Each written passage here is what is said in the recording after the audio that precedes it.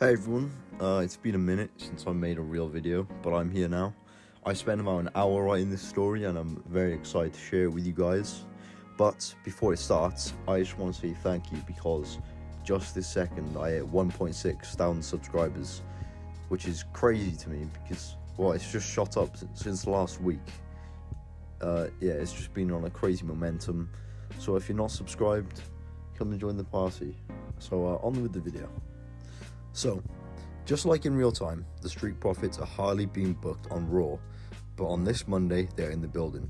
Montez and Dawkins are walking backstage and they are talking about how they are sick of not being booked in matches.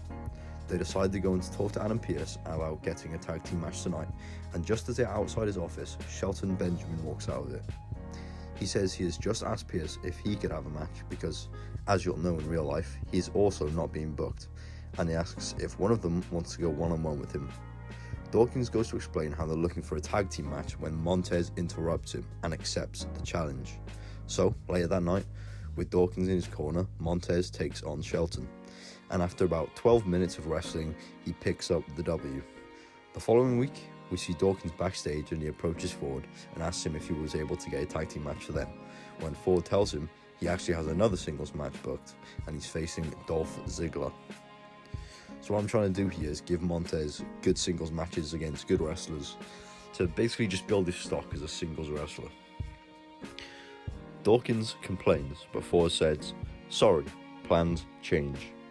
And just like last week, Montez makes his way to the ring with Dawkins in his corner and beats Ziggler after a great match that lasts about 15 minutes. So, now it's the next week, but this time the Street Profits are actually competing in a tag match. They open the show against the Alpha Academy, but this match is much quicker than Montez singles matches. It ends after about 9 minutes because Dawkins taps out to Gable's ankle lock. Montez is visibly frustrated and makes his way to the back without checking on his partner. Later on in the show, they're backstage and Dawkins apologizes. Now it's the next week, and during these past days on social media, fans are pointing out how Montez has been picking up wins, and the second he teams with Dawkins, he loses and it's not his fault. And they call Dawkins the weak link, the Marty Jannetty of the Street Profits. On Raw, they actually work this into the storyline as we see Dawkins scrolling through social media and he is angry about what's being said. He decides to try and prove them wrong and gets himself in a singles match against Shelton Benjamin, just like Ford did. However, this match lays out differently because after 9 minutes, Dawkins gets pinned for 3 and loses. When he picks himself up, he just heads to the backstage without saying a word or looking at anybody. He gets a rematch with Shelton next week, and during this match, the referee gets knocked down. Dawkins, out of desperation, decides to grab a steel chair and nails Shelton on the head with it. Throws it out the ring, grabs the referee and cheats his way to the win. Both Montez and Dawkins are now competing in singles matches, picking up wins. However, Dawkins continues to cheat a lot of the time. Due to both of them building momentum, they both enter into a battle royal to determine a number 1 contender for Austin Theory's United States Championship. Montez Ford makes it all the way in the match to the point it's a 1-on-1, but so does Dawkins. Instead of shaking hands, they stare each other down, and Dawkins mauls Ford with aggressive strikes and shoulder tackles. This continues for a while until Montez is leaning on the ropes. He is about to be knocked out. Dawkins goes for one final lariat to knock him over the top rope, but Ford slips it, and Dawkins goes over the top rope because of the momentum. They shake hands and move on. So now it's Montez Ford vs Austin Theory for the US title to open Raw. And on the opening segment of the show, Dawkins enters Adam Pearce's office. He tells him how Montez Ford asked him to inform Adam that he was ill, and he would not be able to compete tonight. They both agree that since Dawkins came second in the Battle Royal with dominating display, he would take on Austin Theory, but it would not be a title match. However, if he were to win, it would earn him a shot at the title. Montez Ford makes his way to Pearce's office to ask him why his match was replaced, because obviously Dawkins did not tell him about this. And he tells him how Dawkins explained that Montez was ill, which you can now see is a lie. Montez finds Dawkins just before he makes his entrance and asks him why. Why did he do that? And just like Montez told him a few weeks ago, he says, sorry, plans change. And then made his entrance. And after about 10 minutes, Dawkins pushes Theory into the referee and he goes down. Dawkins grabs the US title, kisses it, and smashes Theory in the face with it. And 1, 2, 3, he has pinned the champion. However, since PS Fanato is lying, there is a new #1 contenders match in the main event of Raw next week, and it is between Montez Ford and Angelo Dawkins. When the match starts, they cautiously shake hands and tensions continue to rise within the Street Profits. Just like the Battle Royal, Dawkins is mauling Ford with aggressive and strong strikes using his size advantage.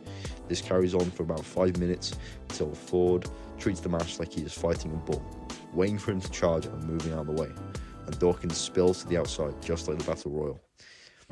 Montez then dives over the top rope and connects with a crossbody onto Dawkins. With him now rocked, Montez is taking control. The match goes on for about another 10 minutes, and when Ford hits the frog splash and pins Dawkins, he is the new #1 contender. It's now the Royal Rumble, and Montez is facing Theory for the US title. The match is very back and forth, and with no man able to find an edge, Dawkins is in the corner of Ford, as they agree at the end of the day they are brothers, and brothers fight sometimes. In the middle of the match, Dawkins pulls the referee out the ring and he is left injured on the floor. He then grabs the US title and makes his way into the ring and holds it out for Montez to take.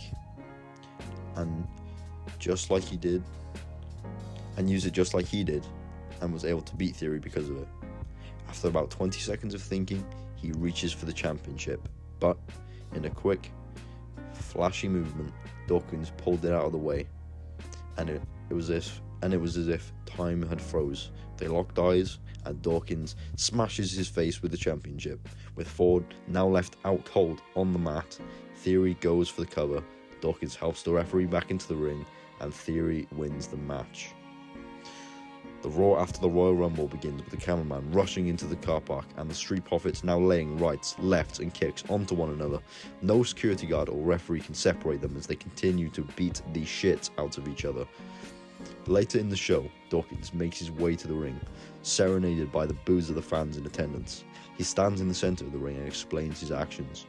He says how this has been built up for months. For every time Montez would take a singles match, for every time the fans called him the weak link, for every time he was underestimated and disrespected, and enough was enough. He was then met in the ring by his now former friend, who said how Dawkins has acted this way, all motivated by jealousy. He said he was jealous of how he was flourishing as a singles competitor, and the fact that he could actually win his matches without the need of cheating. He says Dawkins is fueled by all the wrong things, like anger for example, and has let it tarnish his friendships and mental well-being. He said how there is only one way to sort it, and that was by facing each other in the ring. So, at Elimination Chamber, they faced off once again, and the match went in a different direction. Technique went out the window, as it was just two men laying and beating onto one another. Dawkins, being the stronger out of the two, hit Montez with a German suplex and became incensed. He started hitting body shots and elbows in a ground and pound, with blood pouring from his head. The match was over by referee stoppage, and Dawkins won the match. On Raw, a bruised and battered Montez Ford made his way to the ring and looked directly into the camera, screaming at Dawkins. Week after week, they would just go at each other verbally and physically, and this is now where we enter the final part of the feud. This all culminates at WrestleMania in a Hell in a Cell match. There was blood, there was weapons, and there was tears. The match lasted for about 30 minutes and was just hell for the two men. And it ended with Montez Ford putting him out of his misery with a chair shot to the head, and he pinned Dawkins for the win. Emotional but relieved, the referee raises his hand and he has won. A draft was held on the Raw after WrestleMania, and Dawkins was separated from him as he made his way to SmackDown, and that is where this ends for now. So that's how I would book the breakup of the Street Profits. I thought it was very interesting. I tried to make it emotional, compelling. I wanted to build it up over a long period of time, and yeah, that's how I would do it. So if you enjoyed the storyline, please consider subscribing to the channel and liking the video. It's free and takes no more than 5 seconds. If you made it this far, thank you so much, and I will see you in the next one.